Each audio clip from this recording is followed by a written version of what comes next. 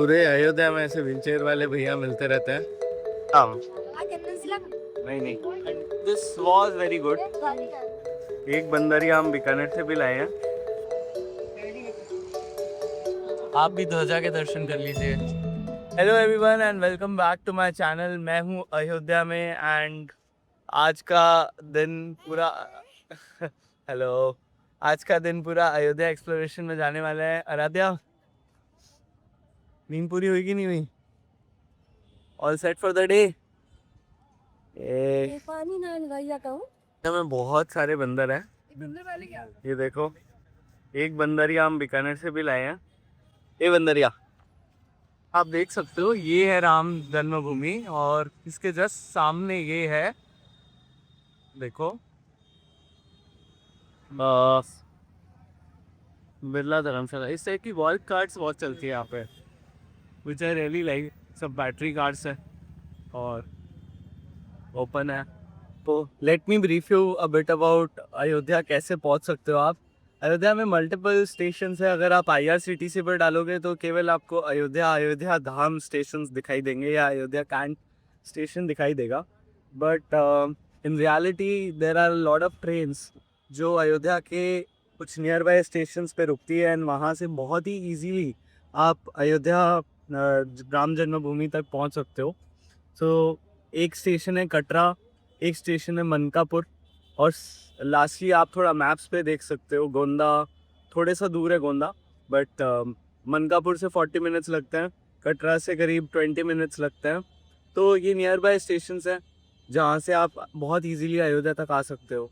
हम लोग मनकापुर आए थे क्योंकि हमें अयोध्या धाम और अयोध्या की कोई डायरेक्ट ट्रेन में रिजर्वेशन नहीं मिल रहा था।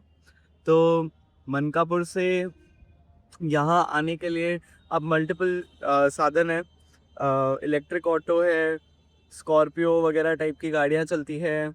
और एक फ़ायदा है कि अगर आप एक इलेक्ट्रिक ऑटो में अर्ली मॉर्निंग आ रहे होते हो तो वो आपको रामपथ के अंदर तक आके छोड़ देंगे। अदरवाइज़ जो स्कॉर्पियो वगैरह गाड़ी है, मतलब नॉन EV व्हीकल्स है, उनको पहले ही रोक देते हैं, रामपथ पे नहीं आने देते हैं।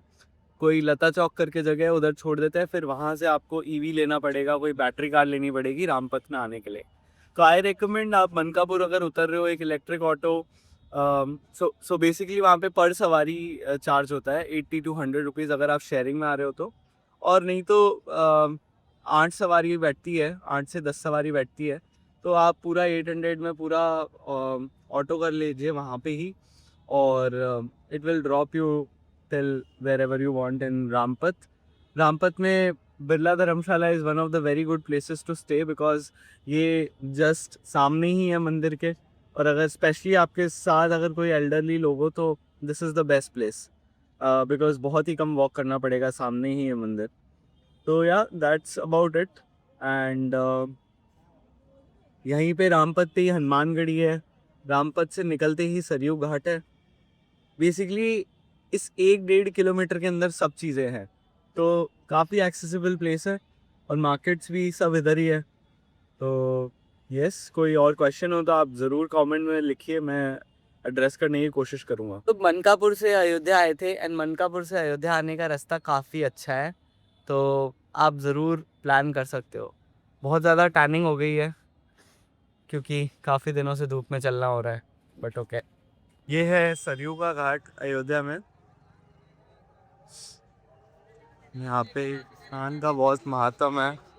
Good morning everyone, day 2 in Ayodhya and आज हम स्टार्ट कर रहे हैं कनक भवन से। राम जन्मभूमि मॉर्निंग मॉर्निंग में काफ़ी भीड़ रहता है, तो स्टार्ट कर रहे हैं कनक भवन। 11:30 पे बंद भी हो जाता है, ब्रेकफास्ट वगैरह करके निकल रहे हैं। So let's see how the day गो।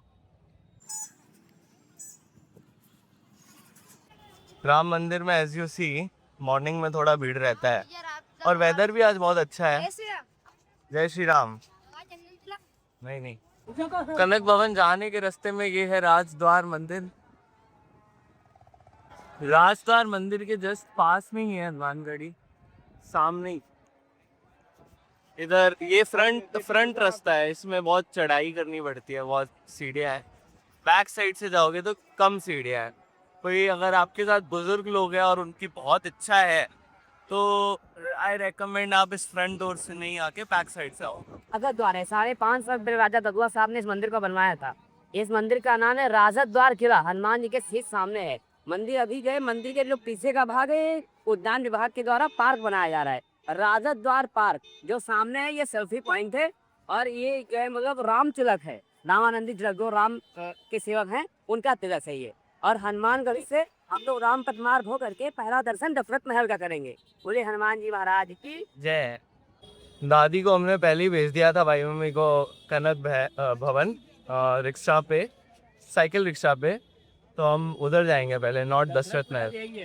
ये दशरथ महल है, इधर हम आएंगे वापस कनक भवन जाके।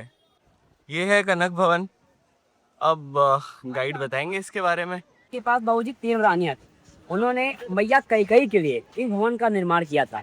तब का प्राचीन नाम कैकेयी भवन था। उसके बाद जब सीता मैया ब्याह करके घर आई, राम जी की सगाई हुई, तब सीता मैया का मुंह दिखाई, यहाँ पे बहू का जब पहली बार घर आती है तब मुंह दिखाई का रस्म होता है। तो मुंह दिखाई के रस्म में कैकेयी ने सीता मैया को, सास ने अपने बहू को मुंह दिखाई में ये भवन दे दिया। तब इसका नाम बदल करके कनक भवन रखा गया। कनक मतलब सोना और भवन मतलब मंदिर। ये सोने की मंदिर थी, इसलिए इसका नाम कनक भवन रखा गया। आज जी नहीं, आज अबाऊ जी सोने का कुछ नहीं है। राम के समय का अयोध्या में कुछ नहीं है, और इसकी हिस्ट्री में राम दरबार में आगे बताता हूँ। और यहाँ पर जो है कनक भवन के अंदर सिर्फ सीता राम का दर्शन बचा, और सोने की पेंटिंग। इसके अंदर 3 प्रतिमाएं हैं, तीनों प्रतिमा सीता राम के हैं। एक चल प्रतिमा है और 2 अचल प्रतिमा है। दो परमानेंट का साबित रहती हैं, और एक झोला झांकी उसमें बाहर निकाल के भगवान को पालकी में झुलाया जाता है। तो एक चल हो गई और 2 अचल हो गई। 3 प्रतिमाएं हैं, तीनों सीताराम हैं। इसी का नाम कनक भवन है। बोले कनक बिहारी सरकार की जय। जूता वहां उतारेंगे, फिर ऊपर दर्शन करेंगे।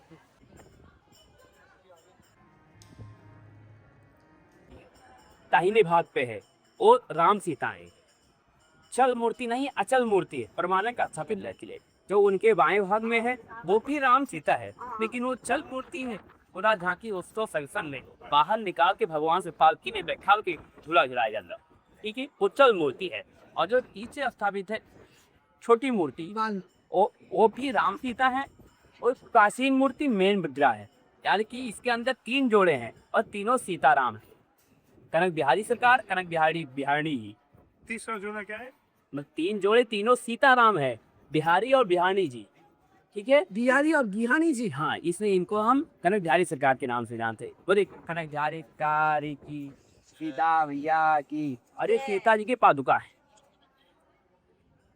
अब हम रतन सिंहासन राजगद्दी मंदिर में आ गए हैं, इसके अंदर एंट्री कर रहे हैं। ये एकदम कनक भवन के सामने ही है। ये राम जी का दरबार था, यहाँ राम जी शासन करे। बेसिकली महल है राम जी का, कर्म क्षेत्र है राम जी का। सीता रसोई, सीता मैया यहाँ पे खाना बनाती थी एज पर द स्टोरी।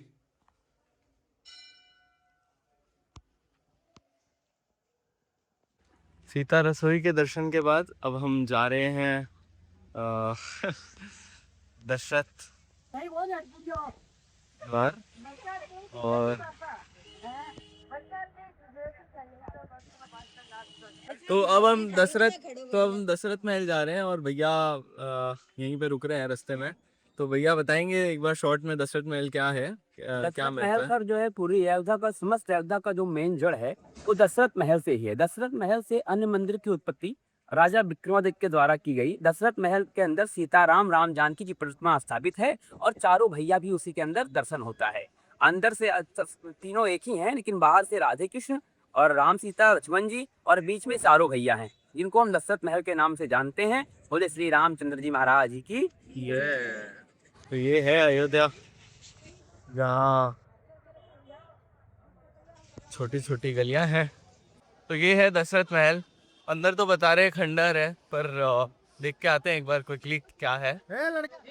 बता रहे थे गाइड जी कि यहाँ पर दशरथ भगवान ने अपने यज्ञ वगैरह किए थे ताकि उनके पुत्र हो। ये ऐसा सा है, और मंदिर बना हुआ है। महल तो खंडहर हो गया है।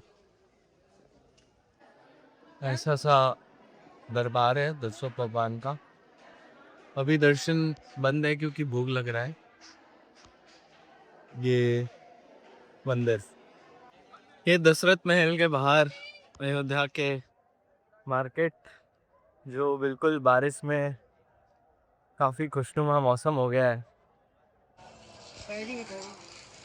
कहते हैं अयोध्या में भीड़ कितनी है, उसका अंदाज़ा हनुमानगढ़ी मंदिर की भीड़ से लगाया जाता है। तो ये तो आप ही कंपेयर करके बता सकते हैं कि आज हमेशा के मुकाबले कैसी है भीड़। कम लग रही है मुझे तो, इतनी नहीं है। पूरे अयोध्या में ऐसे व्हीलचेयर वाले भैया मिलते रहते हैं। तो ये जो बिल्डिंग है ना, ये है तुलसी स्मारक, जहाँ पे रोज़ ही रामलीला का प्रोग्राम होता है शाम के समय। तो अयोध्या में शाम को आप ये प्लान कर सकते हो। तो ये है राम मंदिर, और काफ़ी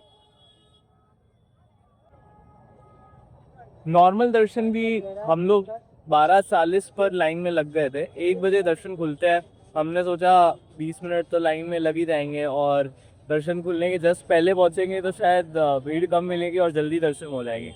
और वैसा ही हुआ, एग्जैक्टली 40 मिनट्स में हम दर्शन करके बाहर आ गए, एंड बहुत ही पीसफुल था, अच्छे दर्शन हुए। And majority of the building still under construction, but good good management overall.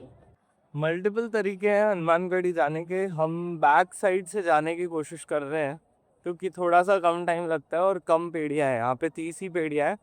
और ये जो बैक साइड का रास्ता है, जो मेन फ्रंट रास्ता है वहाँ पे करीब 90 पेड़ियाँ और यहाँ पे 30 पेड़ियाँ, ये डिफरेंस है। और जो बैक साइड का रास्ता है, राम जन्मभूमि जाने वाले रास्ते के बीच में एक कट बना रखा है, ये है हनुमानगढ़ी का कट, यहाँ से आ जाएगा। यहाँ पे व्हीलचेयर में मिलती है, करीब 50 रुपये 100 रुपये दोगे तो बंदा आपको ऊपर तक पहुँचा देगा, बट आपको पेड़िया तो फिर भी चढ़नी पड़ेगी। हनुमानगढ़ी भी अंडर रेनोवेशन है। ये बैक साइड है हनुमानगढ़ी का, एज यू कैन सी काफ़ी कंस्ट्रक्शन चल रही है यहाँ भी। ये बैक साइड रास्ता है। ये है हनुमानगढ़ी का मंदिर।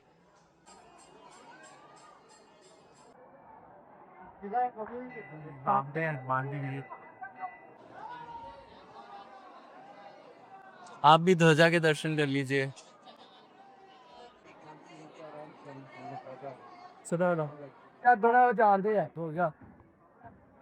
मंदिर का बैक साइड है, जहाँ भवानी दुर्गा जी, नरसिंह मंदिर, श्री संकट मोचन हनुमान जी, बजरंग वाहन वगैरह अन्य चीज़ें लिखी हुई है।